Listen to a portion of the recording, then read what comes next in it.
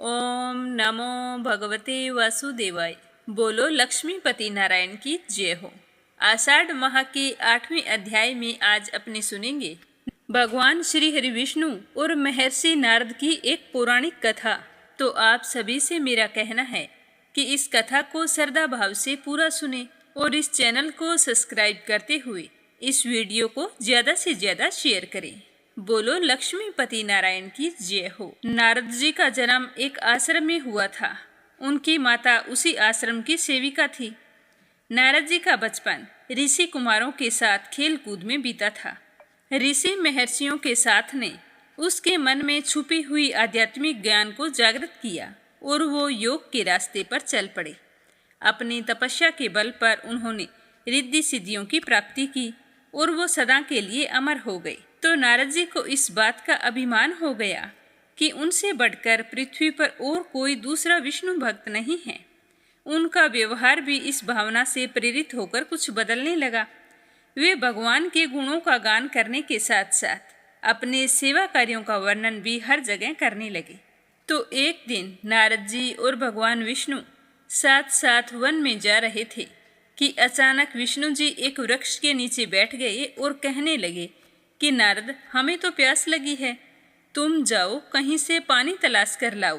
तो नारद जी तुरंत सावधान हो गए और कहने लगे कि नारद के होते हुए विष्णु जी प्यासे रहें, भला ऐसा कैसे हो सकता है। आप थोड़ी देर प्रतीक्षा करें, मैं अभी पानी लेकर आता हूँ। तो भगवान विष्णु ने अपनी माया से नारद को सत्य के मार्ग पर लाने का आदेश दे दिया। माया शुरू हो गई। नारद जी जैसे ही थोड़ी दूर गए तो उन्हें एक गांव दिखाई दिया और गांव के बाहर एक कुआं था। उस कुएं के ऊपर कुछ युवा स्त्रियां पानी भर रही थी। तो नारद जी भी पानी लेने के लिए उस कुएं पर चले गए। जैसे ही वो कुएं के पास गए तो वहां जाकर एक कन्या को देखकर अपनी सुध बुध खो बैठे। पानी की बात तो भूल गए और बस एक टक उसी कन्या को निहारने लगे। नारद जी को यह बिल्कुल भी याद नहीं रहा कि वो तो पानी लेने के लिए आए थे। इस तरह निहारते हुए देखकर वो कन्या भी समझ गई। तो वह जल्दी जल्दी अपना घड़ा जल से भरकर अपनी सहेलियों को पीछे ही छोड़ दिया और अपने घर की ओर चल पड़ी। तो नारद जी भी उसके पीछे पीछे चल पड़े। जैसे ही उसके घर के पास पहुँचे तो कन्या तो घर के अंदर चली गई, लेकिन नारद जी द्वार पर ही खड़े रहे और नारायण नारायण करने लगे। तो उस घर का गृह स्वामी नारायण का नाम सुनकर बाहर आया।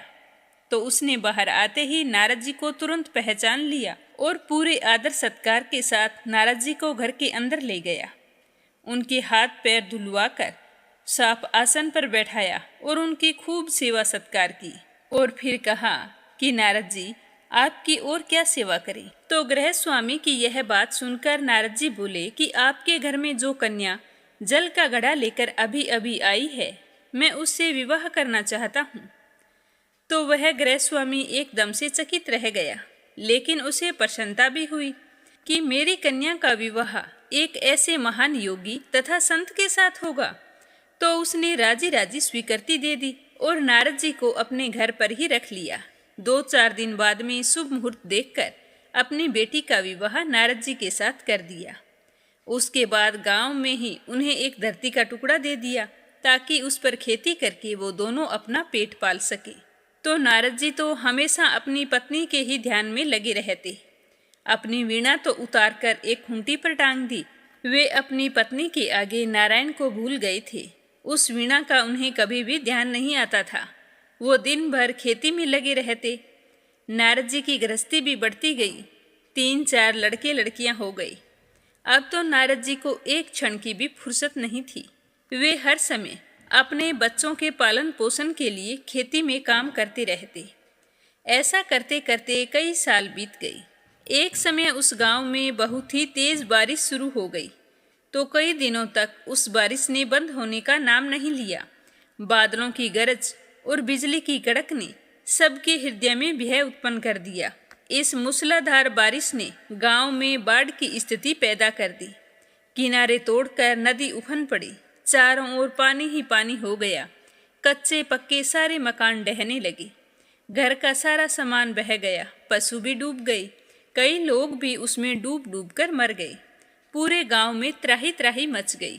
अब नारद जी सोचने लगे कि क्या करूं। अपनी पत्नी तथा बच्चों को लेकर पानी में से होते हुए जान बचाने के लिए घर से बाहर तो निकलना ही पड़ेगा। तो उन्होंने कुछ जरूरी सामान की गठड़ी बांधी और एक हाथ से एक बच्चे को और दूसरे हाथ से अपनी पत्नी को पकड़े, एक बच्चे को कंधे पर बैठाए और एक को बगल में लिए धीरे धीरे पानी में आगे बढ़ रहे थे।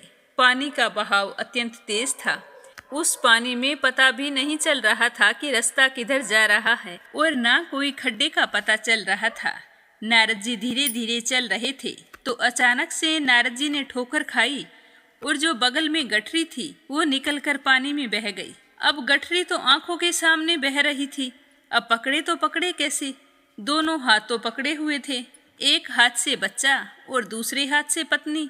तो नारद जी की आंखों के सामने उनका कीमती सामान बह गया और नारद जी कुछ नहीं कर पाए। फिर भी नारद जी ने संतोष कर लिया, भी कोई बात नहीं, धन तो और कमा लेंगे, जान बचनी चाहिए। तो जैसे ही कुछ दूरी पर गए तो उनकी पत्नी का पैर फिसल गया और वो खड्डे में गिर पड़ी, जिसके कारण उसकी गोद में जो बच्चा था वो पानी में बह गया। अब पत्नी तो बुरी तरह से रोने लगी। रोने से क्या हो सकता था? आगे चलते चलते 2 बच्चे पानी में और बह गए। उन्हें भी बचाने की बहुत कोशिश की लेकिन कुछ नहीं हो पाया। धन की गंठरी भी गई और सारे बच्चे भी पानी में बह गए। दोनों पति पत्नी इस बात को लेकर बड़े ही दुखी थे। एक दूसरे को दिलासा देते हुए आगे जा रहे थे तो अचानक से दोनों पति पत्नी एक गड्ढे में समा गए। तो नारद जी तो किसी प्रकार बाहर निकल आए लेकिन उनकी पत्नी का कोई पता नहीं चला। यह देखकर नारद जी बहुत ही दुखी हुए, इधर उधर उसे ढूंढने लगे लेकिन कोई पता नहीं चला। तो नारद जी तो सोचने लगे कि मेरी तो सारी गृहस्थी उजड़ गई, हे भगवान अब मैं क्या करूँगा। तो भगवान का ध्यान आते ही नारद जी के दिमाग में प्रकाश फैल गया और पुरानी सारी बातें याद आ गई कि वो क्यों आए थे और कहाँ फंस गए। तो कहने लगे कि ओह भगवान, मैं तो पानी लेने के लिए आया था, आपको बोलकर आया था कि थोड़ी देर रुको और मैं पानी लेकर आ रहा हूँ, और यहाँ आकर मैं तो गृहस्थी बसाकर बैठ गया।